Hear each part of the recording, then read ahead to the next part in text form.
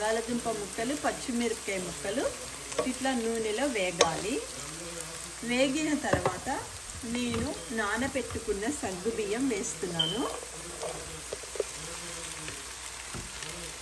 ఒక 5 అవర్స్ నానబెట్టుకున్న సగ్గుబియ్యం ఒకసారి ఇట్లా కలుపుదాం. కలిపాక దీంట్లో ఇప్పుడు కొంచెం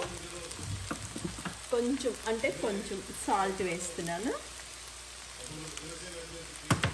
తర్వాత పల్లీ పౌడర్,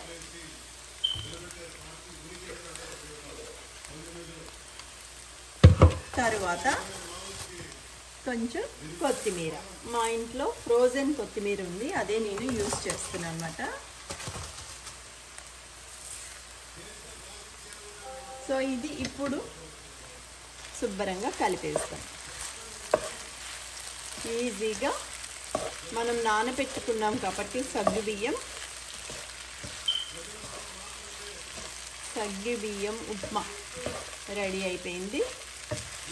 సింపుల్గా పచ్చిమిరపకాయలు, బంగాళదుంప ముందర నూనెలో వేపేసుకోవాలి. 5 గంటల క్రితం నానబెట్టిన సగ్గుబియ్యం వేసి, పల్లీ పౌడర్ వేసి, కొత్తిమీర వేసి, కొంచెం ఉప్పు వేసి అటు ఇటు తిప్పేసి సగ్గుబియ్యం ఉప్మా అయిపోయినట్టు.